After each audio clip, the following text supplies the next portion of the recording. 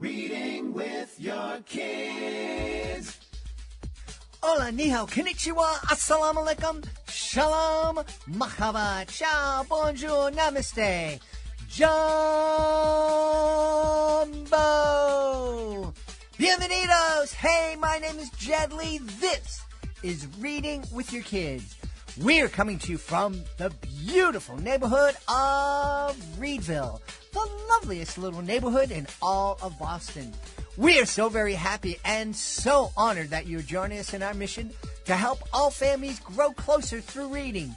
We do that by sharing fun, thoughtful, and thought-provoking conversations with fascinating people who just happen to be writing books for kids of all ages. You can join us in our mission by telling all of your family and friends about the show and letting them know that they can hear us on the WREB AM/FM 24/7 radio network, and they can find us on the iHeartRadio app, on Spotify, Apple Podcasts, Amazon Music, CastBox, Audible, Player FM, Podcast Addict. Wherever you find your favorite shows, you can find Reading with Your Kids. Two very, very powerful interviews on this Thanksgiving episode of Reading with Your Kids. First up, Dean Sikes. He's here to let you know that you matter. Later in the show, Nathalie Iseli-Chan will be here to celebrate asking questions about my adoption helps me grow. Get ready, adventure fans. Toby Baxter is back. In I Heart Riverhome, the fourth thrilling book in the Adventures of Toby Baxter series, written by Tim Wright, 13-year-old Toby dives into his most unexpected quest yet. He's battling trolls, navigating the sandpit of love, and getting stuck with an LOVE compass. But when the girl of his dreams, Rainey, is kidnapped, Toby must summon more courage than ever before. All four books in the Adventures of Toby Baxter series have been honored as Reading with Your Kids certified great reads, each packed with fast-paced action, humor, and heart. So grab your copy of I Heart Riverhome today and join Toby on an unforgettable journey through Riverhome, where every page is an adventure. Hey, I want to let you know that this episode of Reading with Your Kids is brought to you by Chicken Coop Chaos by Nancy Tavares. Are you ready for some barnyard fun your kids will absolutely adore? Then you've got to check out Nancy Tavares' delightful books, Chicken Coop Chaos and Chicken Coop Chaos Christmas. In the original Chicken Coop Chaos, we meet Pearl, a hen who loves peace, order, and a tidy little hen house. But when Window the Rooster barges in and decides he's not leaving, Pearl has to hatch a clever plan to take back her space. And let's just say things get hilariously chaotic. And just in time for the holidays, Chicken Coop Chaos Christmas brings even more laughs, heart, and festive feathered fun. These books are perfect for young readers, classrooms, and family read-aloud time. So flap on over to your favorite bookstore or online retailer and grab your copies of Chicken Coop Chaos and Chicken Coop Chaos Christmas today. Your kids will be clucking with joy. Join us right now from Chattanooga in Tennessee. Our guest is here today to celebrate a really important book. It's called You Matter, Finding Hope and Meaning in Everyday Life. Please welcome to the show, Dean Sikes. Dean, how are you? Man, I'm so glad to be here. Thank you so much for this opportunity. I'm really happy to have you on. I had a conversation not too long ago with an author who told me something that just blew me away, and that is the second leading cause of death with young kids and teens is suicide. Yeah. And that's just, it's horrible. Yeah, it's the latest statistics that I've seen every day in America, 5,600 attempt to end their life. Let me give you a visual. In an arena that seats 12,000 people, that arena would fill up every 2.5 days with people who in the previous 60 hours bought the lie. You mentioned bought the lie. Mm. What's the lie? That your life doesn't matter. That if you weren't here, nobody would care.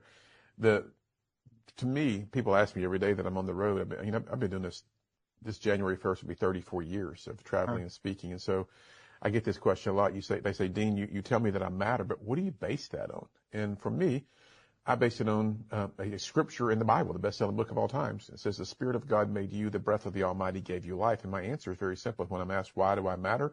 You're breathing. Mm-hmm. You know, there's a purpose for your life. And wherever you are on your belief system, at the end of the day, you're here because there's something for you to do. And if you weren't here, we would all be missing someone just spectacular. You know, that's how I see this. And that's how I have so much passion to share with people, that irrespective of what's brought us to this point in our lives, don't give up. Keep pressing forward.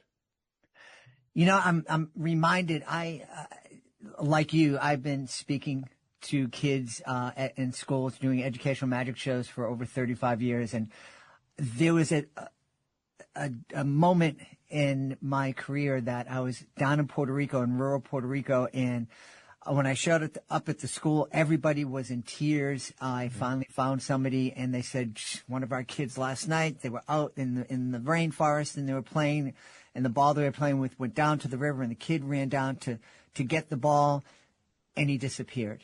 And the thought was, because it was a rainy season, the river had swollen up, grabbing him and taking him away. And then they asked me to go and perform magic and make these kids laugh. Yeah, that's a heavy thing to walk into. Right. But in the end, we found out at the end of the show that the kid was alive. They had been able to find him. And for years after that, I would tell kids the story because it was an example to me that everybody in that school was crying for this kid, Wilfredo. And they were so happy that he was alive. And he got a second chance at life. He knew how much how important his life was to his community. Most of us don't get that chance. How can we find that meaning other than just hearing you and me talk about how important you are and God loves you? And how can we help our kids really understand that they matter? Well, one of the things that I share with students is, you know, you were created on purpose and with purpose and for purpose. And I hold my hand up a lot of times and I go, if my hand is a mirror, do you see the truth in that mirror, or do you see the lie? And the truth is, your life does matter. And one of the reasons that so many students try to end or do end their life is because they have not yet discovered the vision for their life, their purpose, their destiny, if you will. And I share with students that your destiny, your purpose is not yours, in my view, to decide. It's yours to discover. And that discovery is a wonderful journey of exploration and diving down deep to what would you do if everyone was going to make $20,000 a year, whether you're picking up trash on the street or you're performing brain surgery. What would you do with your life? How would you invest it? If money wasn't the driving force, what would be your calling, if you will, and what would be your why?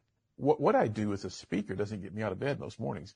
Why I do it catapults me out of bed every morning at crazy early hours, because I just want students to get this truth, because, you know, at the end of the day, your life matters in a way that you've got to catch that revelation for yourself. You've got to see it. And, you know, I don't know how deep you want to go into my story where this is concerned, but, you know, I have a pretty heavy story as it relates to all of this. Let's hear it. Yeah. So at 7 years old, I made what I call the choice of a lifetime. For me, the most important choice I'd ever make. At 15 years old, I had my second defining moment where on a Wednesday afternoon at about 3:45 in the afternoon, I was sexually abused.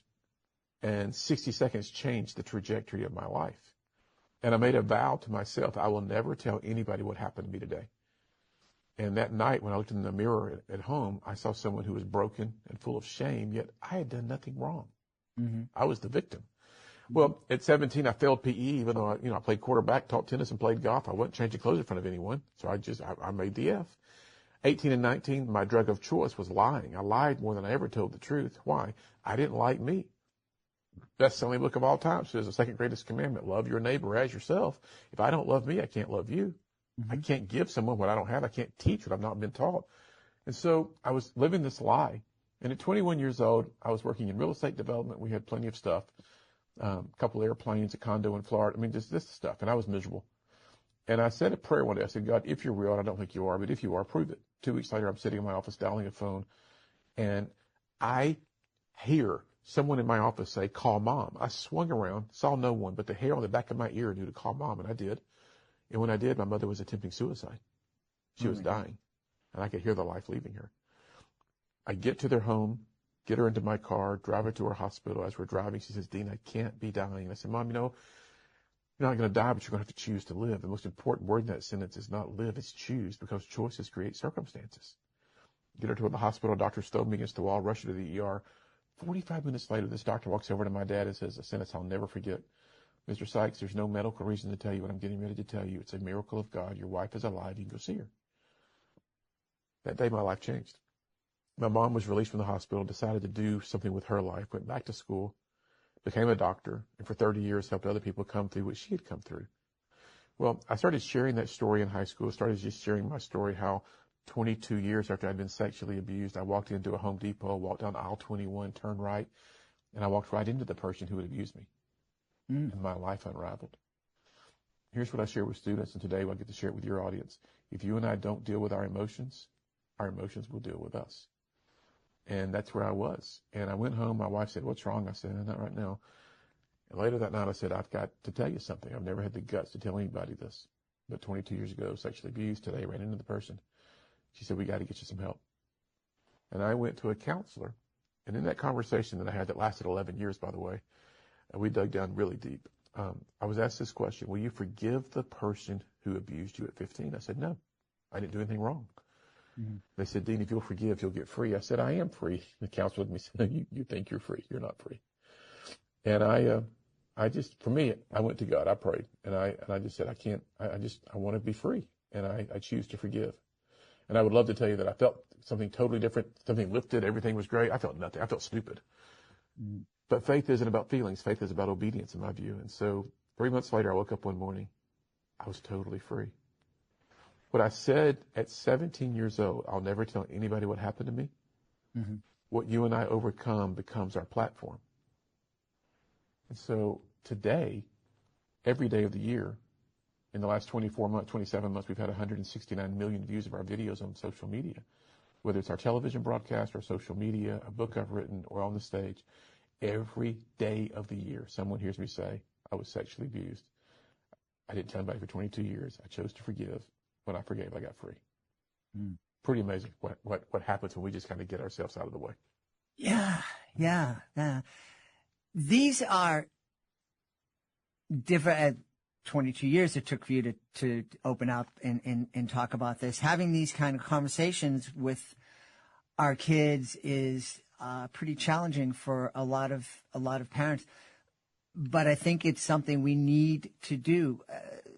Please talk to the parent out there who might be hearing this and thinking, I don't know if I have the ability to talk to my kids about this stuff. Yeah, and that's honest.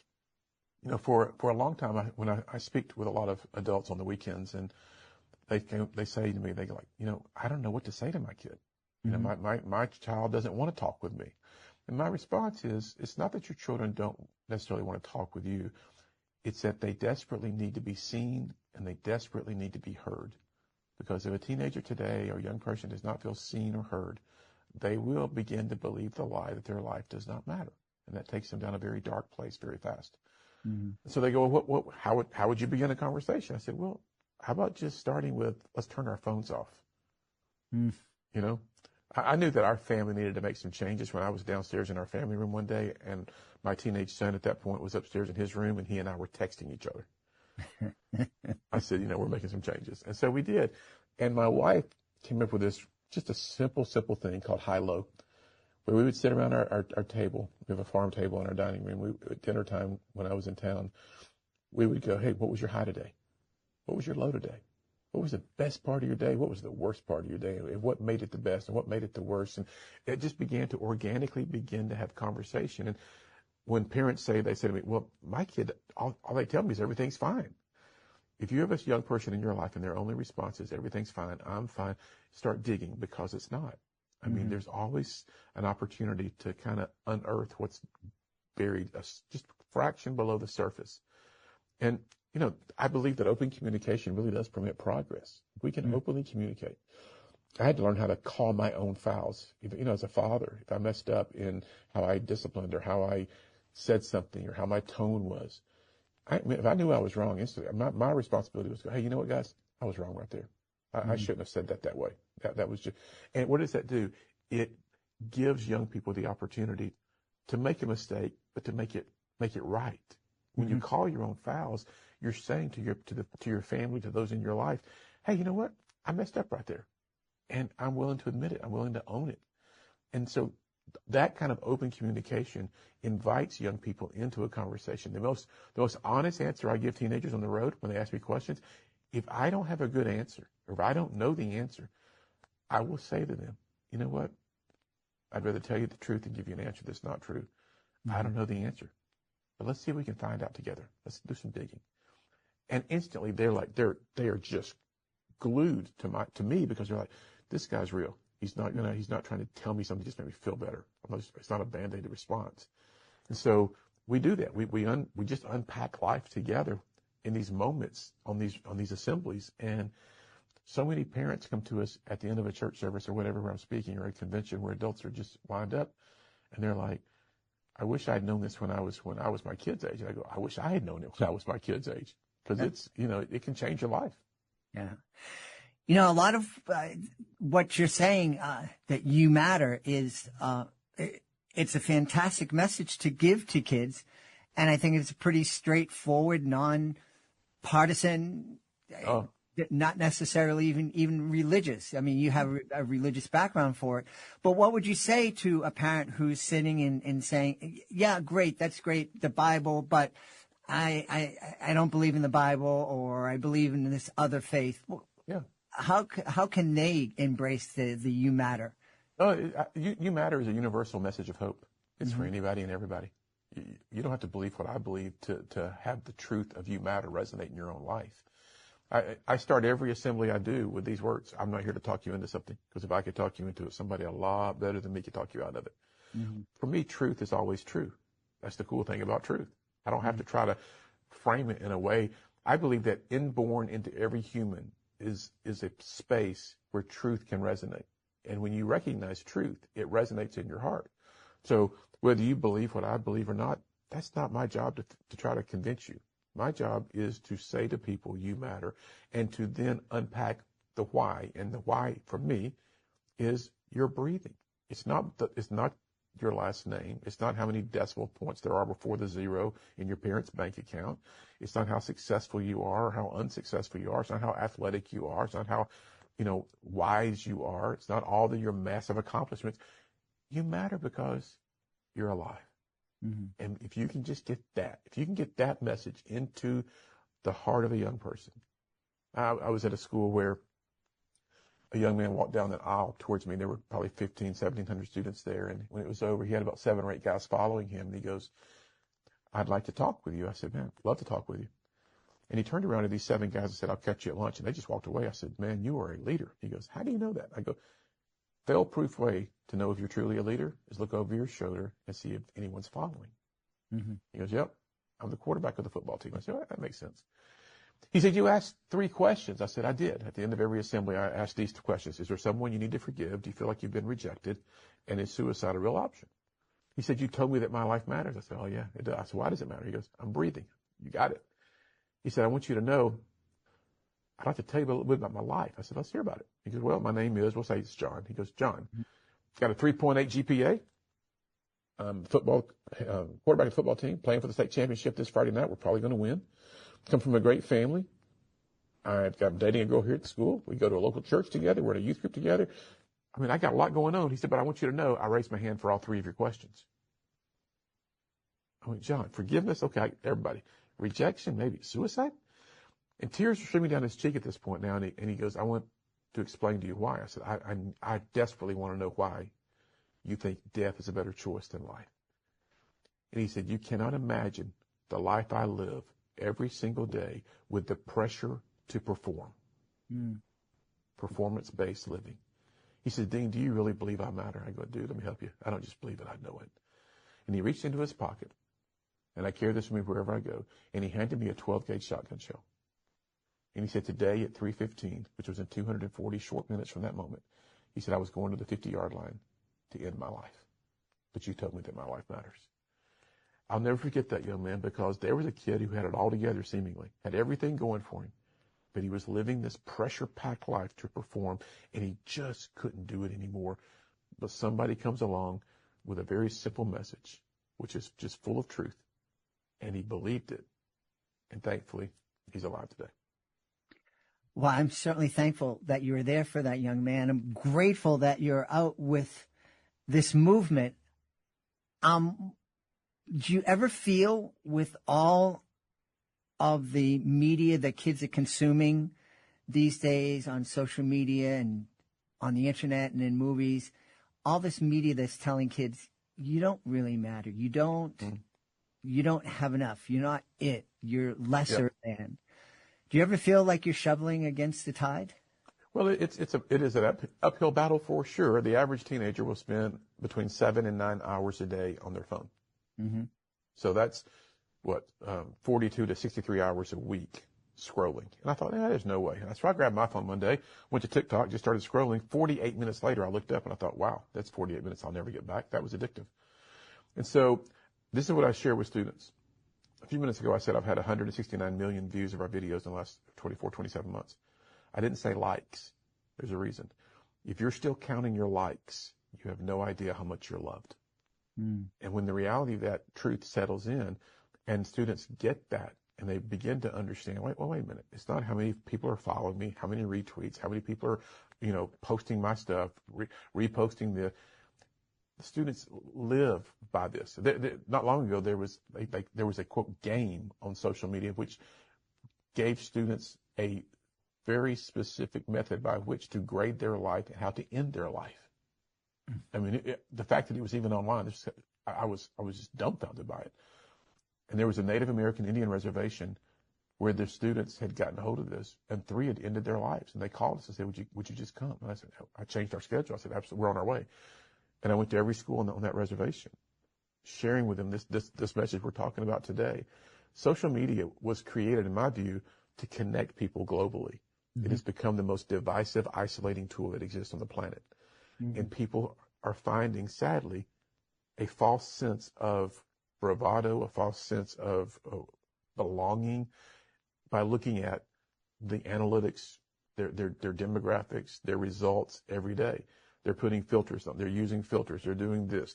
They're trying to be something that they're not. Mm-hmm. And that's sad. And there's a real battle there. And mm-hmm. parents can really get involved by, boundaries are not a bad word. You put mm-hmm. boundaries. We taught our kids with every privilege comes corresponding responsibility. When they were old enough to drive, if you're going to drive, then you're going to have to work and pay a portion of this and drive responsibly, because it's not just you and our family you affect it. It's other people and potentially other families. And it's just building into their mindset that life is a series of choices, and choices create circumstances. Mm-hmm. So is it a battle? Yeah. But is it one that we are engaged in every single day? Yes. Wouldn't mm-hmm. have it any other way. In very important battle. You have a really powerful and dynamic website. What will folks find if they visit your website? Yeah, if you go to youmatter.us, there's a lot of content there. There are videos there. There's books there that I've written. There's just an opportunity to kind of dive deep into the whole You Matter movement. It began as a message, which became a mission, which then became a movement. And now students, we've taken this from Russia to Australia to South Africa, England, the Caribbean, came all over America hundreds and hundreds of times. I've done over almost 4,400 events now, I think. And so it's what we do. And mm-hmm. the website kind of is the home base, if you will, for all things You Matter. Mm-hmm. Wonderful, wonderful. And there's a button on your homepage that says "Take the Pledge." What's that pledge? The pledge is called the I Matter Pledge, and it's simply we hand it out in schools everywhere we go, and then we invite students who I don't get to come to their schools, but they can watch a virtual video that's actually going to be launching here in probably about 60 days. But the pledge card says, I choose to live and not end my life for 3 reasons. I was created as an original, for purpose, and for relationship. I ask them to sign it, and students say, well, why do you want me to sign it? I go, well, if I was going to take you to lunch today and I sign my credit card, what am I saying? I take responsibility for what I'm signing. When you sign your name to this card, what you're saying is I take responsibility for the life I was created to live. And we've had, I think we're just north of 124,000 students have signed that pledge now. And I feel like we're just getting started with it. Yeah. Wonderful. So you mentioned the website. Are there any other ways that folks can get in touch with you if they want to bring you and your message to their community? Sure. That website is the way. Everything is there. That any questions they have would do it. The book, the You Matter book is there. You can also go to Amazon and just get the book there as well. Yeah. We encourage families to read, obviously, with their little ones, but also with their teens and tweens. And I think You Matter, Finding Hope and Meaning for Everyday Life would be a fantastic book for us to read or co-read with our kids. Well, I wrote it for people to know, not just that they do matter, but I unpack in the majority of the book. It's only 104 pages long. You can read it in an hour. Mm-hmm. But I unpack why you matter. And contained within the book is a lot of my stories there. And just invite you on a journey. Very powerful. And we're going to be publishing this interview on Thanksgiving. And so I'm very thankful that you are here and encouraging all of us to find why we matter. Well, I so appreciate it, and I hope everyone has a very special Thanksgiving. I've had a really powerful time speaking to the author of You Matter, Finding Hope and Meaning in Everyday Life. Our guest has been Dean Sikes. Hey, Dean, thanks so much for being on Reading with Your Kids. Thank you. Appreciate it. This episode of Reading with Your Kids is brought to you by Find a Tree, a beautiful picture book by Lauren Chandler McCluskey. Are you or your kids ever bored, thirsty, restless, or just looking for a little adventure? Then Lauren Chandler McCluskey's brand new picture book, Find a Tree, is a perfect place to start. This joyful, imaginative story invites kids to discover just how many magical moments can begin with one simple idea: find a tree. Whether you love music or dominoes, ice cream or caterpillars, whether you want to swing on a tire, build a fort, sit in the shade, or snack on s'mores, there's always a tree waiting to welcome you. Perfect for nature lovers, curious kids, and families who want to slow down and explore the world right outside their door. If you've ever wanted to find a tree, this is the book for you. Pick up your copy of Find a Tree and let the adventure begin. This episode of Reading with Your Kids is brought to you by Princess Naomi Helps a Unicorn, a dance-it-out creative movement story for young movers. Unicorns and horses and snakes, oh my! Interactive movement wrapped up in a charming story of sibling angst, anger management, compassion, and triumph. Fed up with her annoying sister, Naomi storms out of the castle, only to discover a unicorn in need of help. With a sense of purpose, she quickly forgets her anger. Princess Naomi is just one of the many wonderful books you can find at onceuponadance.com. A mother and daughter duo with a passion for dance and storytelling. They strive to share joyful movement, honor the beauty and discipline of ballet, and foster freedom of expression. Check it out today, onceuponadance.com. Join us right now from Alberta and the beautiful nation of Canada. Our guest is here today to celebrate her new book. It's called Asking Questions About My Adoption Helps Me Grow. Please welcome to the show, Nathalie Iseli-Chan. Nathalie, how are you? Hi, I'm great. Thank you so much for having me. I'm so honored to be here. I absolutely love your podcast. Well, thank you very much. That is very kind. Nathalie and I connected on Instagram, I believe. Correct. And I had noticed Nathalie because she was posting about adoption and foster care. Am I remembering? Adoption only. I have no experience and very little knowledge about foster care. Okay, so it was about adoption. Yeah. And I personally believe that folks who choose to adopt are heroes in every sense of the word. And I don't know if Nathalie agrees with me. She just gave me a face, so we'll find out. Well, we'll just start there. You kind of gave me a reaction I didn't expect when I said that I think adopted parents are heroes. We're just parents, and we just chose a different way to build our family. I don't think we are any better or any worse than other parents. Creating one's family through adoption comes with challenges. Of course, it's about love, and it's absolutely wonderful. I'm not going to deny this, but there are so many other aspects to this that it's when you call adoptive parents heroes, that means that they have done something amazing. All we've done is being parents. On the other side of being a hero, there is the mission, maybe the rescue mission. Adopted children are not being rescued. Okay, expand on that a little bit more. I think it's a narrative that we've seen for a very long time, and that we can especially find maybe in classical literature. The way orphans are seen, they are lonely, they are sad, and they find a lovely home, and suddenly their life is all bright and shiny, and it's all rainbows and unicorns. But this is not what adoption is. Adoption is a long, bumpy journey. Okay. And on this journey, of course, you have love, you have wonderful things, but you also have grief, and you also have loss, and you also have trauma and questions about identity on the side of your child. But as a parent, you also have all those questions. I know that every adoption is different. Every adoption story is unique. So we don't all have the same background, and we don't all have the same adoption type. So you have closed adoption, sealed or not sealed informations, open adoption, international adoption, domestic adoption, transracial adoption. So many different kinds. And depending on where from you adopt, those adoptions may also be different. I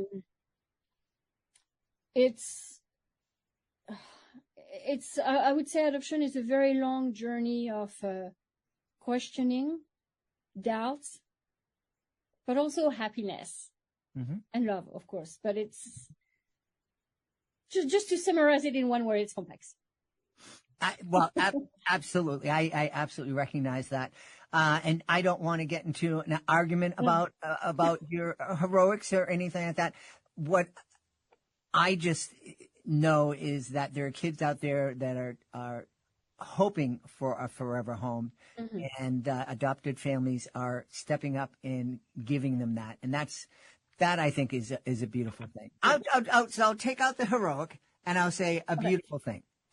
Great. Yes. Awesome. So tell me about asking questions about my adoption helps me grow. You said it's a storybook, a life book, and an activity book. Tell me a little bit about those things. It's 3 in 1. So it's part of my series, Let's Talk About Adoption. It's not the first book I've published. It's number 16, I think. Lost count. Anyway, I started this writing journey first for my daughters. I wanted them to find books that would corroborate what I was telling them, their story, their background.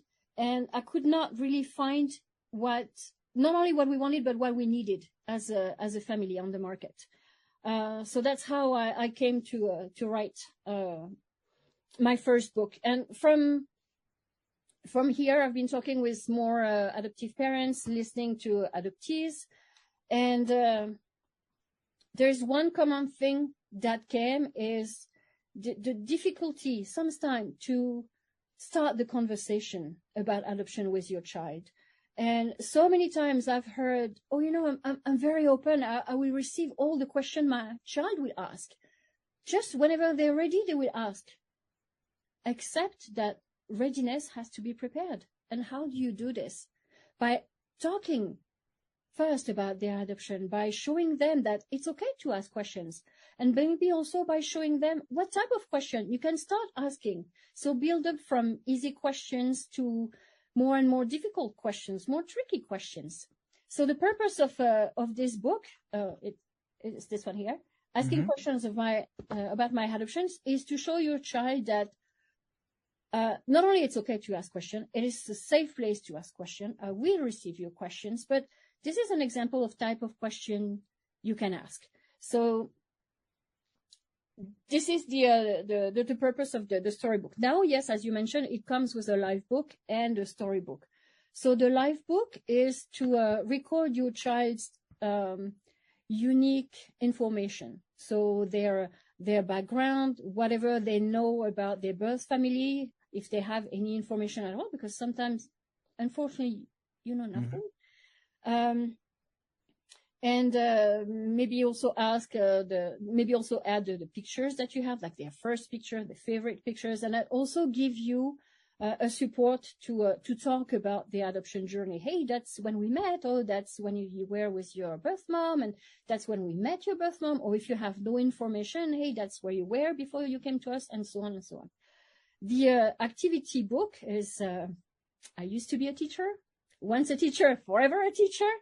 So I like that my book go beyond just the story, that it goes beyond the conversation. So with the activity book, it's to help children in a fun way to learn how to ask questions, to feel confident with asking questions. So you have activities about building your own questions, putting letters together to write a question word, and with those question words, they can have any type of questions. Like if you want to ask, does the sun have eyebrows? It's okay, because it is a question. And then little by little, you can build those questions, and you can relate them to their adoption journey. So basically, it's the idea of having 3-in-1 is to have a book that will grow with your child. And you can start as early as possible, just to give them the vocabulary, the tools for them to be equipped to ask questions whenever they have one. There's such, going back to what you said, adoption is complex. And it sounds like you've created a book that is trying to help parents and kids take a little of the complexity out and make it a little bit simpler for them. Not taking the complexity out, but yes, making it simpler to find the words, to put words on their journey, on their life, on their background. It's not always easy to put words on feelings also. Absolutely. Well, that's something that we talk about here on the podcast. And one of the beauties of books is that it's a way to start conversations about feelings and helping kids to identify the different feelings they have. I've mentioned here on the show, my son, when he was younger, it seemed like every negative feeling that he had turned into anger, and he had to learn, oh, this is disappointment, or this is sorrow, and whatnot. So I'm happy that you've created a book to help parents help their kids start to identify those feelings. Yeah. Tell me, you kept mentioning, questions. What are some of the most difficult questions you envision a family needing to talk about? I would say the first question is why. Why was I adopted? Why did I come to you? Why did my birth family decide to place me for adoption? Maybe all the whys, they can be tricky. Sometimes as a parent, you do have answers. Sometimes you don't. And sometimes you have to make those answers age appropriate. Yeah. The thing that I would strongly discourage to do is not answer or lie about the reason why, right. Or lie about some information. Yeah. I think that's, and it's never a good idea to lie to our kids. Yeah. I'm curious if you're comfortable with it. When you were asked, why did you adopt me? What was your answer? They never ask why. Do you know why? Do you know why? I don't know why. Because I was proactive about it. We always talked about it. Okay. So there are some questions that they didn't ask. Why did you adopt me? Why did my mom place me? They did ask, even though I had talked about this before. So sometimes they need a reinforcement. They need to be, repeated the information. But there are some questions that they never got to ask because I was proactive. So we have two, I'll just talk quickly about my background maybe. We have two adopted daughters. We have two daughters through adoptions. They joined us when they were babies. From the day they joined us, we started to talk to them about adoption. They were 6 and 7 months. Doesn't matter. From the very first day, we talked about how we met, who we were, what are the words that they've heard, some complicated words for children that once they were older they could reuse. They were familiar from the very first day with words such as biological parents in the three languages. So I speak French to my daughters. My husband, who's Chinese from Hong Kong, speaks Chinese, and we speak English together. They were familiar with words such as sorry, I had too much coffee. Relinquishment, parental rights relinquishments. Those are hard words. Mm-hmm. But as they were growing up, those words, they understood them. So, of course, sometimes it's difficult to pronounce them. I mean, look right. at me. But they're familiar with this type of vocabulary. Yeah. One of the things that I think a lot of people don't give kids enough credit. And, and they think, oh, that's a tough word, and kids aren't ready to hear that. They're not going to be able to understand those words. And I think with care and when we take the time to explain these words to our kids, they're going to get it. Absolutely. Yeah. So you can still use a complex word, but give like a very simple age appropriate information, and keep using this word and repeat the definition, and they will get it and they will use it. Yeah. Kids' brain is like a sponge. They learn. Yeah. One of the things that we've talked about here on the podcast is that here in the United States, there are typically on average 400,000 kids in the foster care system waiting to find a forever home. Any idea what that number is in Canada? I know it's quite high, but I'm not. I wouldn't give any numbers because I'm pretty unsure about it. Okay. What would you say to a person who's listening to this who has thought about adoption, but it's like, I don't know if I could do it. I don't know if I'm cut out for that. I don't know if I'm a beautiful enough person to be able to do that. What would you say to them? Now, once I was in your shoes, that when we started, there are several stages when you start the adoption process. The first stage is, I want to have a family. It's okay. I'm just going to adopt. And it's fine. And then you start educating yourself. Oh boy, can I really do this? It's way more complicated than I thought. Will I be able not to love any child, but will I be able to care for any child? Will I be able to be the parent this child needs me to be? And then comes a lot of questions. Mm-hmm. And I'm not going to lie, the first adoption application that we did lasted a very long time because it was such an emotional roller coaster. It was so difficult. I doubt myself for so many times. I was like, I will never be able to do this. I will never be able to talk about their birth family, their relinquishment. What if the birth mom is like this ideal mom, and I'm just here taking care of a child, and this child, we cannot bond, and everybody else sees me like the bonus parent? I had all those questions, and I'm not gonna lie, I shed so many tears, a lot of tears. But what helped is that I kept educating myself, and at the time we had a caseworker who was absolutely fantastic, and she pushed me with like really tough questions. And she pushed me to educate myself. And through education, I felt a little bit more ready. Mm-hmm. And then through education and support, and the day we met our child, I was like, maybe I can do this. And when I started talking to our first daughter about adoption, I was like, what? It's not actually that difficult to talk about it. I can do it. But that requires a lot of education. A lot of questioning that requires to be not the best, most beautiful person inside, but that requires to be maybe to introspect yourself, to know what your traumas are, to know what your strengths are, what your weaknesses are, And as I said, you can love any child, but you cannot care for any child. So I think it may sound harsh, and I don't want it to be hurtful, but I think as an adoptive parent, you need to be aware of your own limitations. Mm-hmm. Because the journey is rocky, beautiful, but rocky. Yeah.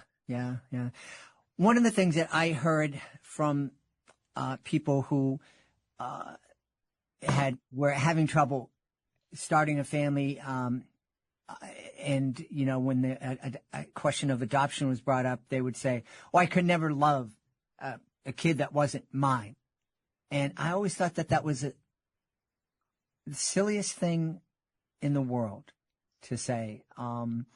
I know we have somebody incredibly special to me came into our family through the foster care system, and there is no way that I could love this person any more than I already do. And I guess I kind of understand it in some way that, that kid's not mine. If I just have a kid and it's mine biologically, of course I have that natural bond. But I think the choice is involved in a lot of we choose to love, because there certainly are a lot of biological parents who aren't involved with their kids. Mm-hmm. I think it's that connection is a choice that we make to build that connection. Yeah. This is an interesting point, but I think when people say I can never love a child who's not biologically connected to me, it shows that they already know their limitation, so they cannot, they won't be ready to adopt. It's knowing your limitation is important. So it's their choice, but just like I wouldn't judge their choice, then they shouldn't judge mine. Mm-hmm. You know what I mean? Yeah. One of the things that we talked about before we hit record and started talking about asking questions about my adoption helps me grow is you mentioned that you taught in Asia for 17 years. Yes. That must have been a fascinating experience. Can you just talk a little bit about that? Yeah, so I taught French at the university level for over a decade, and before that I was in different private schools. So first I was in Japan, then I was in Guangzhou, China. Fantastic. And then I spent over 13 years in Hong Kong. So this is where I met my husband. Mm-hmm. And this is where we adopted our children. So originally I was born and raised in France. I lived in many different countries. Being in Asia was my childhood dream, especially Hong Kong. Even though we've been in Canada for 7 years, I absolutely love Calgary. I mean, it's fantastic place. People are great. The weather, I know you mentioned it was cold. I'm not going to lie. It can be cold, but it's fantastic. You have the mountain, you have the prairie. I mean, it's gorgeous. But deep inside, even though I am not Chinese, I was not born there, Hong Kong is still my home. It's the only place where I feel a strong connection, where I feel home. Mm. So, and this is where we adopted our children.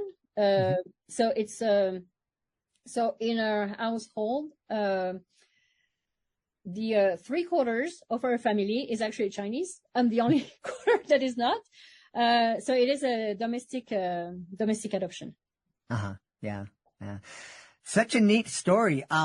You mentioned that you've the author of probably 16 books, that this is probably your 16th or the 15th of whatever. What are the other books that you've written? So the first one, if I can show you, that was this one, The Best Day Ever. Mm-hmm. So it's a simple story to start talking about adoption with your child. And it's also paired with a life book, because once a teacher, forever a teacher. Mm-hmm. I wrote this one in English, French, Italian. I had it translated in Spanish and Cantonese. So why Cantonese? It's because that's the language my daughter and husband speak together. I had adapted it. So this book is actually for couples who adopted. It's gender neutral. There is no mention of type of adoption, type of couple. So two genders, same gender, no difference. There is no mention of ethnicity, religion, nothing. But I did adapt it for single parents who adopt. So also available in French, English, Italian and Spanish. I also have like a very short education series, which is this one. So this one is to help future parents, prospective adoptive parents, adopted families, and adoptees as well. It's the little book of nosy questions about adoption. Because let's face it, we have all heard the very nosy questions. So it could be as a parent or as adoptee. So this one comes with a self-directed reflection workbook. Wow, And wonderful. it's also available in French. And the third one of the education series, it's the little book about the little book of important words that you should know about adoption. And it's a ABC type of book like this. Ah, okay. To help promote actually accurate vocabulary surrounding adoption. So this, I built it together with my daughters. Currently they are 9 and 11.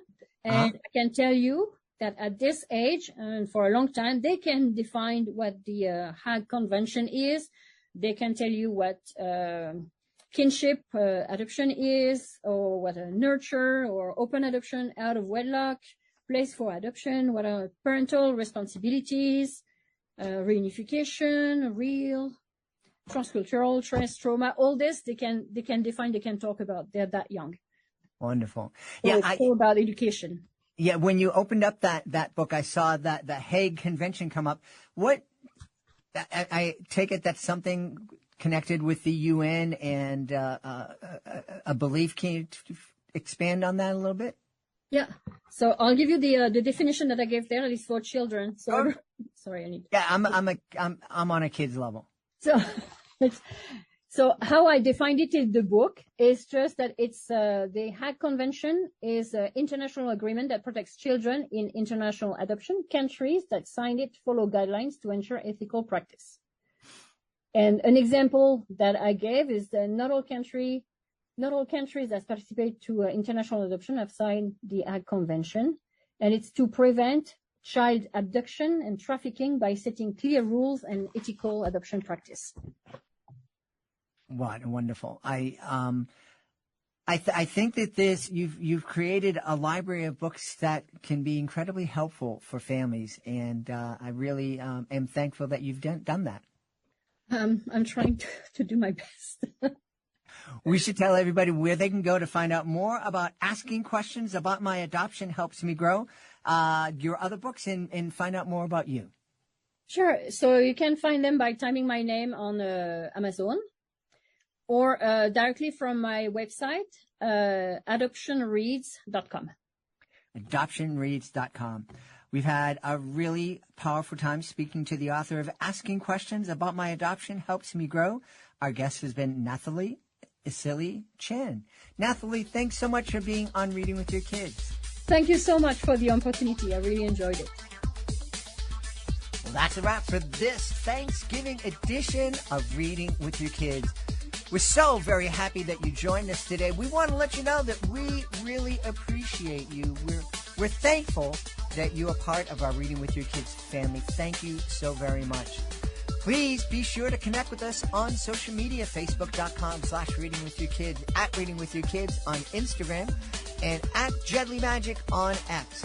We have a great YouTube channel, youtube.com/readingwithyourkids. And of course, our website, it's readingwithyourkids.com. That website is the place to go if you are the author of a fantastic children's book. You can find out how you can be a guest here on the show. And being a guest gives you the chance to tell thousands of Kidlit fans all over the world about your fantastic children's book. Check it out today, readingwithyourkids.com. Want to thank the folks who made today's show so wonderful, starting with our guest, Dean Sikes. Please know that you matter. Check out Dean's website, check out his book. And please make sure that your kids know that they matter to you. Also want to thank Nathalie Iseli-Chan. Please be sure to check out Asking Questions About My Adoption Helps Me Grow. I want to thank my team, Fatima Khan, Chris Doherty. I want to thank my beautiful wife, all the support and love that she brings into my life. And of course, most of all, we are thankful for you. Thank you for being part of our beautiful Reading with Your Kids family. Thank you for helping to make the world a better, more empathetic, more caring place. And you do that one page at a time every time you read with your kids. I'll be looking for you in the next episode of Reading with Your Kids.